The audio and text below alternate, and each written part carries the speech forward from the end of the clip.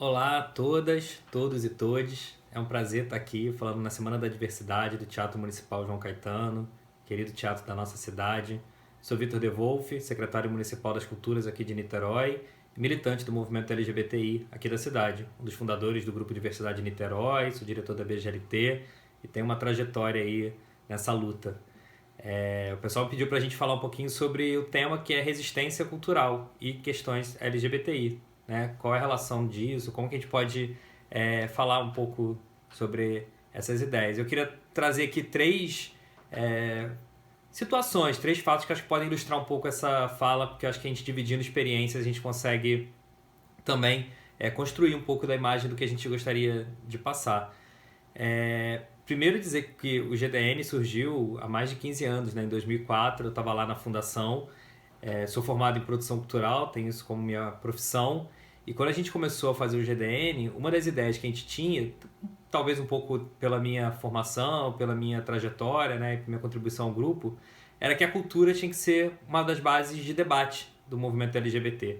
Naquela época ainda era movimento, tem uma galera que não chamava ainda LGBT, tinha outras nomenclaturas, né, hoje a gente chama LGBTI, mas naquela época, vou usar o movimento LGBTI, né, naquela época o movimento debatia várias questões, tinha muito debate de saúde, como ainda tem, questões da cidadania, mas a gente sempre achava, o GDN sempre teve isso desde a sua fundação, que a cultura era um viés muito importante para o debate do grupo e que as transformações culturais ajudariam a transformar também como nossa comunidade era vista e consideraria também, conseguiria alcançar mudanças de leis e mudanças culturais na sociedade como um todo. Primeiro situação que eu queria trazer aqui e lembrar com vocês, dividir com vocês, foi quando a gente criou a primeira parada do Orgulho LGBT de Niterói. Aqui nesses vídeos tem outras pessoas que estão falando também, né? A Bruna, o Felipe, Marina e a Eula Rochá, que eu acho que é a próxima aí que vai estar aparecendo para vocês. E a Eula, que é o José Manuel, um artista LGBT da cidade, que eu conheci em boates, indo a boate, conheci fazendo show, ele fazia show na Boy na época. E quando a gente criou a primeira parada de Niterói, uma das coisas que a gente tinha total certeza era que se a gente não conseguisse convencer primeiro os militantes a panfletarem e depois que a gente convencesse a população aí na parada, a comunidade LGBT por si só talvez não fosse, né? A gente ainda vivia uma situação que toda a comunidade de Niterói frequentava guetos, frequentava boates, lugares que eram guetos, né? E você tirar as pessoas do gueto para fazê-las estarem na rua, beijando na boca, dançando, se divertindo, e que isso é uma mudança cultural, né? Você fazer as pessoas mudarem o seu local, o seu fazer, precisava também de outros elementos, né? O Arco-Íris tinha feito lá no Rio de Janeiro, a primeira ideia, quando eles estiveram lá atrás, no início, foi trazer elementos do gueto, da cultura LGBT do gueto, especialmente a cultura gay, para dentro das paradas. A gente ia reproduzir isso, logicamente, mas nós fomos nessa artista, que era a principal artista da nossa comunidade, que vivia na cidade, para pedir que ela fosse, então, ajudar a gente, que ela pudesse montar, ir de drag queen pra rua, pras praças, panfletar junto com a gente. Aí o Manel, né, que é a Eula, falou que de jeito nenhum, que ele morria de medo, não iria fazer isso, porque a cidade era pequena, a cidade ia ter dificuldade, ele podia apanhar no dia seguinte, a gente vê o medo que a gente tinha, né, ainda tem, mas naquela época era muito maior. Então a gente decidiu que alguém tinha que ir. E eu virei pro Manel e falei, Manel, então, se alguém tem que ir e você não vai, você topa me montar? Eu serei a sua drag, né? Você me monta, eu vou me caracterizar como um dos elementos da cultura LGBT e vou para a praça pública panfletar. E assim a gente fez. Na primeira parada de Niterói, eu me transformei numa drag queen naquele momento e fui para a Praça da Cantareira fazer a panfletagem da primeira parada.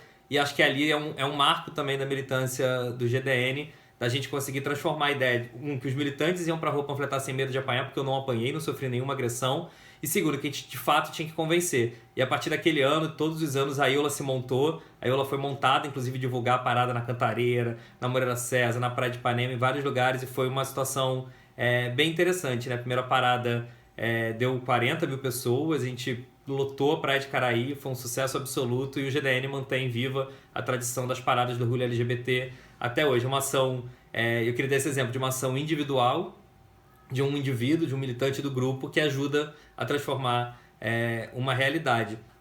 Como segundo elemento que eu queria trazer aqui para dividir essa história com vocês também, é quando o GDN resolve fazer um ponto de cultura.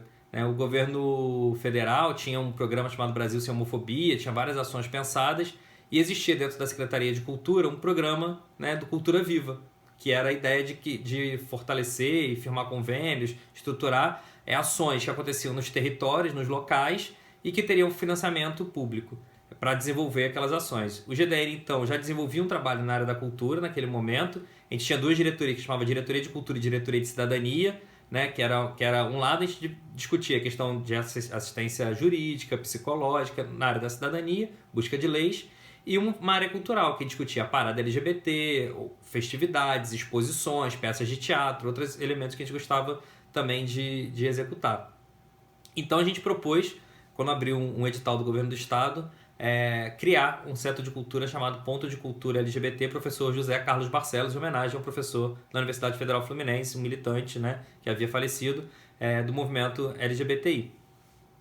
E não foi a nossa surpresa naquele momento, e eu fui ponteiro, né, coordenei esse Ponto de Cultura, quando a gente passou também a querer debater com as instâncias de governo a cultura LGBT. Então eu fui no secretário de Cultura daquela época, discutir uma linha, né, de atuação, onde a gente podia estar atuando, quais equipamentos poderiam receber elementos da nossa cultura, se a gente poderia montar a exposição, não poderia. E eu ouvi do governo municipal naquele momento que não existia cultura LGBT, que isso não ia existir, que isso era uma bobeira, que não era só pedir uma pauta que poderia ter, que isso não era uma questão específica, de uma comunidade específica. Depois eu fiz uma reunião também com a Secretaria Estadual de Cultura e ouvi a mesma coisa da Secretaria Estadual de Cultura. E em Brasília, né, quando a BGLT fazia as marchas nacionais a Brasília, a gente ouvia coisas similares. Não tanto assim, porque no governo federal tinha já uma simpatia maior, mas nunca na história desse país o ministro da Cultura recebeu a BGLT. Né? Então sempre trato isso como uma questão. A gente era recebido pelo Ministério da Educação, pelo Ministério da Justiça, pelo Ministério da Saúde, mas o Ministério da Cultura não recebia a BGLT. Então acho que o ponto de cultura criado pelo GDN foi o primeiro ponto de cultura LGBT do estado do Rio de Janeiro, acho que foi o segundo do Brasil, tinha um especificamente, acho que de lésbicas, que era em São Paulo, e o GDN é o segundo, portanto, do Brasil, mas passou a ter uma atuação muito forte na militância do movimento LGBT. A gente teve alguns editais juntos, né? A gente criou o primeiro espetáculo de teatro, especificamente do movimento LGBT, do segmento da comunidade LGBT, e eu, novamente, retomando esse artista que eu tenho muito carinho, foi a primeira drag queen a pisar no palco do Teatro Municipal de Niterói com um espetáculo montado pelo Ponto de Cultura LGBT. Então, também, mais uma vez, uma ação de grupo, né? De um coletivo, de um coletivo que é o próprio GDN, e o Ponto de Cultura que ele passou a organizar a partir de então, conseguiu transformar também uma realidade na cidade de Niterói, onde antes era dito pelo Estado, né? Pelo município da cidade, que não existia cultura LGBT, ou que não era necessário ter uma política, e a partir do Centro de Cultura a gente consegue pisar naquele palco pela primeira vez com um espetáculo montado todo ele por militantes do movimento LGBT, artistas, produtores, escritores, redatores, todo mundo que fez o espetáculo eram pessoas ligadas ao Ponto de Cultura do GDN. E a terceira história que eu acho que é bacana, que eu acho que linka com isso tudo, eu ter podido virar secretário de cultura da minha cidade, né? Eu acho que e já que eu sou secretário de cultura e estou aqui falando na Semana da Diversidade do Teatro Municipal, e é outro simbolismo, né? O teatro tão antigo como o Teatro Municipal está propondo uma ação dessa, acho simbólico para todos nós que somos da comunidade LGBT, mas também aquelas pessoas que, na verdade, curtem o que a gente faz, acreditam no que a gente faz, ou que não acreditam, não curtem, mas respeitam, ou que também não respeitam, mas estão aqui ouvindo a gente aprendendo para passar a respeitar. Isso tudo gera debate, gera capilaridade na cidade, então é muito bacana. E hoje, como eu sou secretário de Cultura nesse último período, talvez seja um pouco também de tudo isso que a gente construiu na cidade a partir do Grupo Diversidade Niterói, a partir do movimento LGBTI. Eu sou gay assumido. Quando eu fui convidado pelo prefeito para assumir a secretaria, eu já imaginava que isso podia ser um ponto de crítica ou de acusação, né, e tudo mais. E eu vi, né, em parte, alguns grupos de direita da cidade desejando a minha morte, desejando que eu fosse embora o mais rápido possível, ou dizendo que as pessoas deveriam não aceitar a minha nomeação, e essas coisas que a gente não gosta de ver, mas que às vezes a gente precisa ver para entender como é importante a gente seguir lutando e seguir na militância, né? Como você ser LGBT nesse país ainda é muito difícil, assim como você ser negro, você ser mulher, você ser da classe trabalhadora, e tudo aquilo que é tido como minoria nesse país, né? É ainda objeto de muita luta de cada um. Então, quando eu virei secretário, eu acho que isso foi também para o segmento LGBT da cidade, para o ponto de cultura, para a parada LGBT, para as drag queens, para as cantoras, né, para os DJs, para os diversos elementos que fazem parte da cultura LGBT também, o momento de poder dizer que sim, essa cultura, né, que tem suas especificidades, que tem um debate, mas que não é só LGBT, né, nós não somos só gays nesse mundo, nós não somos só LGBT, nós somos também profissionais, produtores, nós temos um fazer artístico, além da questão da identidade, da sua orientação, isso tudo faz parte do nosso processo de vida e da nossa construção individual. Então eu me sinto muito feliz de representar a minha comunidade, além de ser produtor cultural, além de ser gay, além de ser uma pessoa da cidade de Niterói, eu acho que eu consigo representar um pouco do meu grupo, da onde eu vim, né? Do Grupo Diversidade Niterói, do ponto de cultura LGBT, representar um pouquinho da luta de cada um e cada uma e poder ver que na política pública a gente consegue caminhar sem ter privilégio de ninguém, né? Não precisa ser um secretário gay ou não ser um secretário gay para privilegiar uma área ou não privilegiar uma área, né? Muitas vezes, aqueles que acusam, né? Porque há privilégios de certos setores em algum momento, em algumas situações, etc e tal. Talvez, na verdade, eles que privilegiavam outras categorias, né? A nossa gestão tem sido cada vez mais democrática, mais transparente e talvez seja uma das poucas nesse país, talvez não, com certeza uma das desse país que ainda resiste bravamente a questões, né, de cunho ideológico interferindo na arte, questões de cunho antidemocrático interferindo na arte. Aqui a gente não pratica censura, aqui ao contrário, a gente estimula a produção artística de todos os segmentos. Então na cidade de Niterói a gente abraça todas e todos como se fossem uma classe artística só. Então se você é gay ou se não é, se você é negro, se você é branco, se você é mulher, você é homem, todo mundo pode produzir na cidade de Niterói com o seu conteúdo que desejar. E assim a gente consegue construir uma cidade cada vez mais cidadã. Logicamente que entendendo que por muito tempo esse país segue e foi e continua sendo um país misógino, um país racista, um país machista, um país LGBTI-fóbico, que nós precisamos corrigir essas distorções também na gestão pública. Então eu desejo a todas, todos e todes que a gente consiga, essa Semana da Diversidade, ser mais um canal de contribuição aí para que a luta de cada um e cada uma seja também reflexo na nossa gestão da política pública de cultura. E que cada um que assista a gente em casa saiba que a sua luta, a sua contribuição, aquilo que você dedica do seu tempo, alguma questão específica, ajuda a transformar o mundo. Ninguém te dá nada de graça, ninguém te dá por dádiva. Tudo é conquistado na luta do movimento social.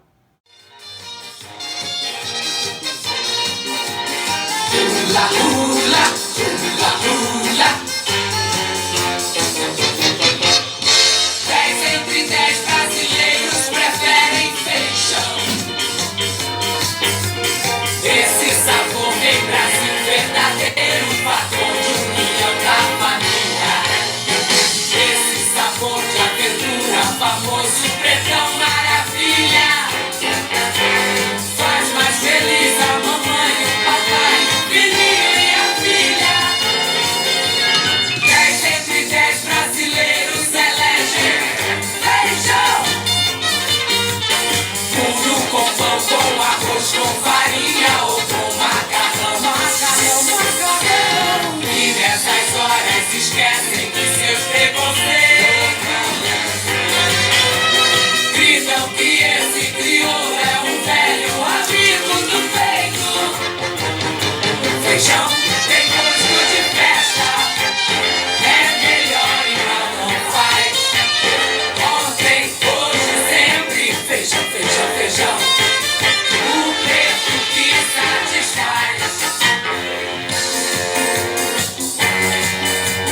Não, não, não, não, não. 10 entre 10 brasileiros preferem feijão. Esse sabor vem Brasil, verdadeiro fator de união da família. Esse sabor de aventura, famoso pretão maravilha.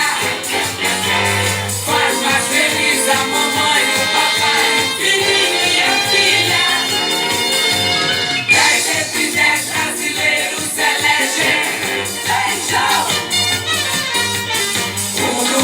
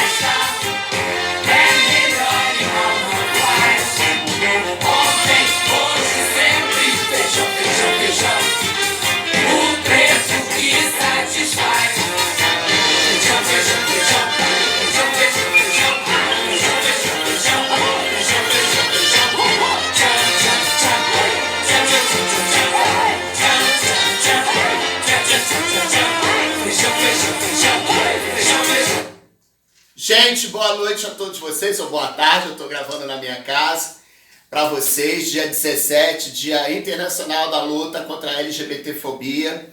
Meu nome é Eula Rochá, sou do grupo GDN e estou aqui muito feliz fazendo esse show aí para vocês que estão assistindo aí. Vamos lutar, que a luta continua, estamos aí, qualquer coisa me procurem lá no GDN, eu estou lá a partir de 14 horas, de 2 às 6 da tarde. Quando passar essa pandemia enlouquecida. Um beijo para a cultura da nossa cidade, que realmente está arrasando. Eu acho que é a única cidade que a cultura está super avançada e arrasando demais. E vamos lá, gente. Um beijo e a luta sempre continua. Dia 17, luta contra a LGBTfobia. Um beijo, diversidade de todo mundo. Mua!